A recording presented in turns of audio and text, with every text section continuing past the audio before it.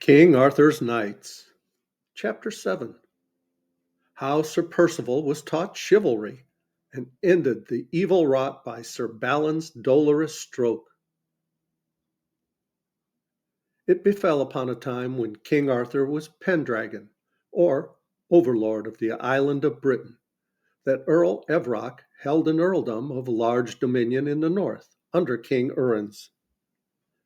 And the earl had 7 sons, the last being a child still at play about his mother's chair, as she sat with her maidens in the bower. Lord Evroc was a valiant and a mighty warrior, ever battling against the hated pagans, when their bands of blue-eyed fierce fighters landed on his coasts, and when peace was on the land, he went about on errantry, jousting in tournaments and fighting champions. His 6 elder sons did likewise, and all were famed for their knightly prowess. But the mother sat at home, sad of mood, for she hated war and would rather have had her lord and her 6 tall sons about her in the home. And in her heart she resolved that she would plead with Evroc to let her have her little son Percival to be a clerk or a learned bard, so that he should stay at home with her and run no risk of death. The sorrow she was ever dreading smote her at length, for a messenger came one day, saying that Earl Evroc, her lord, had been slain at Bamborough in a mighty melee between some of the best and most valiant knights of Logres and Alban, and 2 tall sons with him. As the years passed and her little son began to run, 3 black days came within a little of each other. For on these days messengers came with the sad news of the death of her other boys. One of them had been done to death by an evil troll on the lonely wastes by the Roman wall. 2 others were slain by the shores of Humber, repelling a horde of fair-haired Saxon raiders. And the other was killed at a ford, where he had kept at bay 6 bandit knights that would have pursued and slain his wounded lord.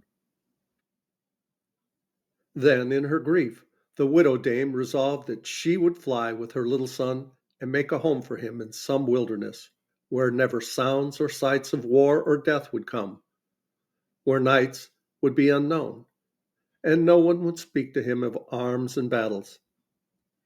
And thus did she do, and she left the hall where she had lived and removed to the deserts and wastes of the wilderness, and took with her only her women and a few boys and spiritless men, too old or feeble to fight or to think of fighting. Thus she reared the only son left to her, teaching him all manner of nobleness in thought and action and in learning, but never suffering him to see a weapon, nor to hear a tale of war or knightly prowess. He grew up loving all noble things, gentle of speech and bearing, but quick to anger at evil or mean actions, merciful of weak things, and full of pity and tenderness. Yet was he also very strong of body, fleet of foot, quick of eye and hand. Daily he went to divert himself in the great dark forests that climbed the high mountains beside his home, or he roamed the wide rolling moors, and he practiced much with the throwing of stones and sticks, so that with a stick he could hit a small mark at a great distance, and with a sharp stone he could cut down a sapling at one blow. One day he saw a flock of his mother's goats in the forest, and near them stood 2 hinds. The boy wondered greatly to see the 2 deer which had no horns, while the goats had 2 each. And he thought they had run wild and had lost their horns in that way. He thought he would please his mother if he caught them, so that they should not escape again. And by his great activity and swiftness he ran the 2 deer down till they were spent. Then he took them and shut them up in the goat house in the forest. Going home, he told his mother and her servants what he had done, and they went to see and marveled that he could catch such fleet creatures as the wild red deer. Once he overheard his mother say that she yearned for fresh venison, but that the hunter who was attached to her house was lying wounded by a wild boar. Always Percival had wondered what the little dark man did whom they called the hunter, who was always so secret, so that Percival could never see where he went or when he returned from the forest. So he went to the hut where Todd the hunter lay sick, and charged him by the love and worship he bore to the countess that he should tell him how he could obtain fresh venison. And the dwarf told him. Then Percival took a few sticks of stout wood, with points hardened by fire, and went into the forest as Todd had told him. And seeing a deer, he hurled a stick at it and slew it. And then he brought it home. The countess was greatly wroth that Todd had taught him how to slay, and she said that never more should the dwarf serve her. And Todd wept, but when he was well again, the countess would not suffer him to stay, but said he should leave the hall and never come there again. She commanded Percival never to slay any more living things, and the lad promised. But hard was it to keep his word, when he was in the forest and saw the wild things passing through the brakes. Once, as he strayed deep in the wood, he came upon a wide glade or lawn, with two green hillocks in the middle thereof. And feeding upon the grass was a great buck, and it had a silver ring around its neck. Percival wondered at this beast being thus adorned, and went up to it to stroke it. But the buck was fierce, and would have gored him with its horns. But Percival seized them, and after a great struggle, he threw the animal and held it down. And in his wrath, he would have slain it with a sharp stick. With that, a swarm of little angry trolls poured from the hollow hillocks with great cries, and seizing Percival, would have hurt him. But suddenly Todd ran among them and commanded them to release him. And in the end, Todd, who came himself of the troll folk, made the little people pass the words of peace and friendship with Percival.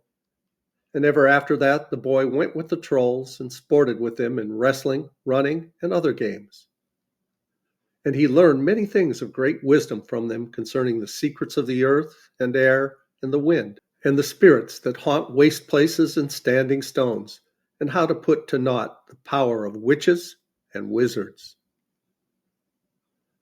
Todd ever bade them to treat the young lord with reverence.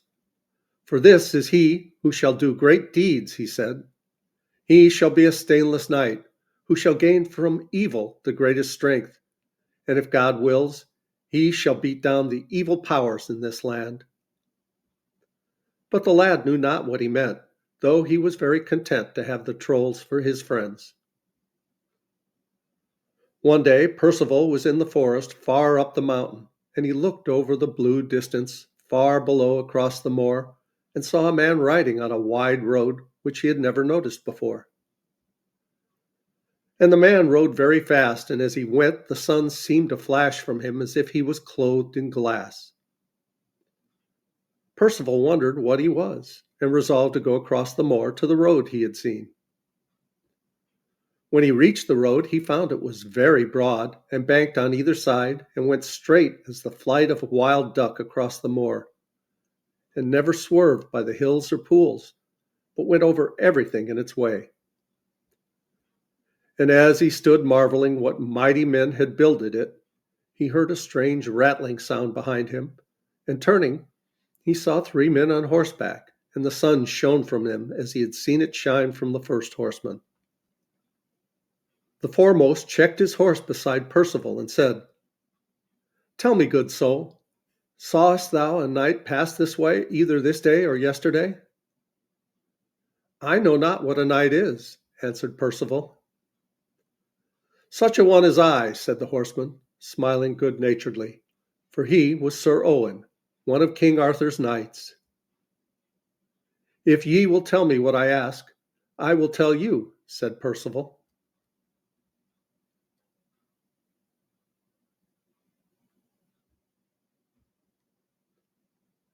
"I will answer gladly," said Sir Owen, smiling, yet wondering at the fearless and noble air of this youth in so wild a waste. "What is this?" asked Percival, and pulled the skirt of the hauberk. "It is a dress made of rings of steel," answered Sir Owen, which I put on to turn the swords of those I fight. And what is it to fight? What strange youth art thou? Asked Sir Owen. To fight is to do battle with spears or swords, so that you would slay the man that would slay you. Ah, as I would have slain the buck that would have gored me, said Percival, nodding his head. Many other questions the youth asked eagerly, as to the arms they bore and the accoutrements and their uses. And at length he said, Sirs, I thank you for your courtesy. Go forward swiftly, for I saw such a one as you go by here but 2 hours ago. And he flashed in the sun as he rode swiftly. And now I will be as one of you. Percival went swiftly back to his mother's house and found her among her women. Mother, he said, I have seen a great and wonderful sight on the great road across the moor. Oh, my dear son, what was that? She asked. There were 3 honorable knights, he said. And mother, I will be a knight also. With a great shriek, his mother swooned away, and the women turned him from the room and said he had slain his mother. Much grieved was Percival that he had hurt his mother, and so taking his store of pointed sticks, he went off into the forest and strayed there a long time, torn between his love for his mother and the strange restlessness which the sight of the 3 warriors had caused in him. As he wandered, troubled, his quick ear caught the clang of metal, though he knew not what it was, and swiftly he ran towards the sound a long way, until he came into a clearing, and found 2 knights on horseback doing mighty battle. One bore a red shield, and the other a green one. He looked eagerly at this strange sight, and the blood sang in his veins. And then he saw that the Green Knight was the slighter frame than the other, and was weakening before the strokes of the Red Knight. Full of anger at the sight, Percival launched one of his hard wood javelins at the Red Knight. With such force did it go, and so true was the aim, that it pierced the coif of the knight, and entered between the neck and the head. And the Red Knight swayed, and then clattered to the ground, dead.